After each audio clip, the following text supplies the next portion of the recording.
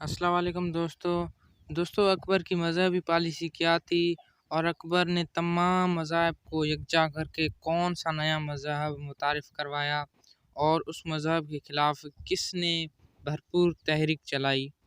اکبر کے بیٹے سلیم نے باغیانہ رویہ کیوں اپنایا اور اکبر کی وفات کیسے ہوئی؟ ہم آپ کو یہ سب کچھ اسی قسط میں ہی دکھا رہے ہیں۔ اکبر جوانی میں راسخ العقیدہ مسلمان تھا۔ وہ بزرگوں کا بہت احترام کرتا تھا۔ وہ اکثر حضرت خواجہ معین الدین چشتی کے مزار پر حاضری کے لیے جاتا تھا۔ اسے شیخ سلیم چشتی کے ساتھ اتنی عقیدت تھی کہ وہ اپنا دارالحکومت آگرہ سے فتح پور سینکری لے گیا۔ علماء و مشائخ کے ساتھ بیٹھنے کے لیے اکبر نے فتح پور سینکری میں ایک عمارت بنوائی جسے عبادت خانہ کہا جاتا تھا۔ یہاں علماء و مشائخ کے درمیان جھگڑے شروع ہو گئے۔ اکبر کے دور میں علماء کرام شرع کی تفسیر اور ملکی قانون پر خاطر خواہ طور پر اثر انداز ہوتے تھے۔ اکبر نے علماء کے سیاسی امور میں عمل دخل کم کرنے کی ابتدا 1579 میں کی اور اس نے فتح پور سینکری کی جامع مسجد کے امام کو برطرف کر دیا اور ممبر پر بیٹھ کر خود خطبہ پڑھا۔ اس اقدام کا مقصد یہ تھا کہ اکبر اپنی مذہبی حیثیت کو منوا سکے۔ شیخ مبارک نے اکبر کو علماء پر برتری دلانے کے لیے ایک دستاویز تیار کی جو محضر نامہ کہلاتی تھی۔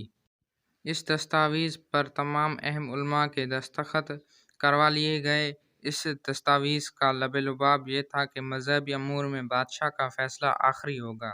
اکبر کی حیثیت مجتہد مطلق کی سی ہوگی۔ اس سے علماء کے اختیارات ختم ہو گئے۔ اکبر کی مذہبی پالیسی کے دو پہلو تھے، ایک انتظامی اور دوسرا سیاسی۔ انتظامی طور پر اس نے محضر نامے کے بعد تمام تر اختیارات علماء سے چھین کر اپنے پاس مرتکز کر لیے۔ سیاسی طور پر اکبر کی خواہش تھی کہ وہ اپنی رعایا میں مختلف مذہبی رجحانات کے پیش نظر تمام گروہوں کو یکجا کرے۔ اس ضمن میں وہ تمام مذاہب کی طرف صلح کل کی پالیسی اپنانا چاہتا تھا۔ یہ سیاسی طور پر اس کے لیے مفید ہو سکتی تھی۔ صلح کل کے ضمن میں ہندوستان میں بہت سے بادشاہوں نے اقدامات کیے تھے۔ اکبر راجپوتوں سے صلح اور رشتہ داری استوار کر کے اس پالیسی کی ابتدا کر چکا تھا۔ تاہم مجتہد وقت بننے کے بعد اس نے برصغیر کے تمام مذہب میں سے مختلف اصولوں کو یکجا کر کے ایک نیا طریقہ استوار کیا جسے اس کے ہم عصر مورخ عبد القادر بدعنوانی نے توحید الہی کا نام دیا اور دوسرے مورخین نے اس کو دین الہی کے نام سے پکارا۔ یہ مذہب 1582 میں نافذ کر دیا گیا۔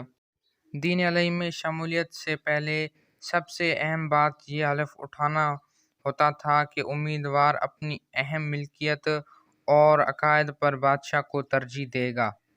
یہاں ایک سوال پیدا ہوتا ہے کہ دین الہی کیا ہے؟ مغل بادشاہ اکبر نے اپنے دور میں ایک نئے مذہب کا آغاز کیا جس کا نام دین الہی رکھا۔ اس مذہب کا مقصد تمام مذاہب والوں کو یکجا کرنا اور ہم آہنگی پیدا کرنا تھا۔ اس کا مقصد دین اسلام، ہندو مت، عیسائیت، سکھ مذہب اور زرتشت مذہب کے بنیادی اصولوں کو اکٹھا کر کے ایک نیا دینی تصور قائم کرنا تھا جس سے رعایا میں نا اتفاقیاں دور ہوں اور بھائی چارہ قائم ہو۔ اکبر نے نئے مذہب کے فروغ کے لیے فتح پور سینکری شہر میں ایک عمارت تعمیر کی جس کا نام عبادت خانہ رکھا گیا۔ اس عبادت خانے میں تمام مذاہب کے لوگ جمع ہوتے اور مذہبی فلسفے پر بحث و مباحثہ کرتے۔ ان بحث و مباحثہ کے نتائج میں اکبر نے یہ فیصلہ کیا کہ حق کسی ایک مذہب کا ورثہ نہیں بلکہ ہر مذہب میں حق اور سچائی پائی جاتی ہے۔ دین الہی فطری رواجوں پر مبنی ایک مذہب تھا۔ اس نام نہاد دین کے خلاف اس وقت کے ایک مسلمان عالم اور مجتہد حضرت مجدد الف ثانی نے بھرپور تحریک چلائی۔ میرا خیال ہے کہ دین الہی سیاسی طور پر تو صحیح تھا لیکن دین اسلام جو ہمارے پیارے نبی حضرت محمد صلی اللہ علیہ وسلم نے ہمیں سکھایا، اس سے اور کوئی بہترین دین نہیں ہو سکتا۔ دین الہی سیاسی طور پر اکبر نے صحیح فیصلہ کیا، لیکن دین اسلام کے سراسر منافی تھا، جو غلط ہے۔ اکبر کی وفات۔ اکبر کے آخری ایام بڑی تکلیف اور کرب میں گزرے۔ اکبر کا بیٹا مراد 1599 میں فوت ہو گیا اور اس کے قریبی مصاحب ایک ایک کر کے انتقال کر گئے۔ دوسری طرف اس کا بیٹا شہزادہ سلیم اقتدار کی غرض سے باغیانہ رویہ اپنائے ہوئے تھا۔ باپ کے لیے سخت پریشانی کا سامان بن رہا تھا۔ 13 اکتوبر 1605 کو اکبر اس فانی دنیا سے رخصت ہو گئے۔ وفات سے پہلے اکبر کی اپنے بیٹے سلیم سے صلح ہو گئی اور اکبر نے شہزادہ سلیم کو اپنا جانشین بنا دیا تھا۔ آج کی ویڈیو یہیں تک تھی۔ اکبر نے جہانگیر کی تعلیم و تربیت کیسے کی؟ جہانگیر نے ایک بیوہ عورت سے شادی کیوں کی؟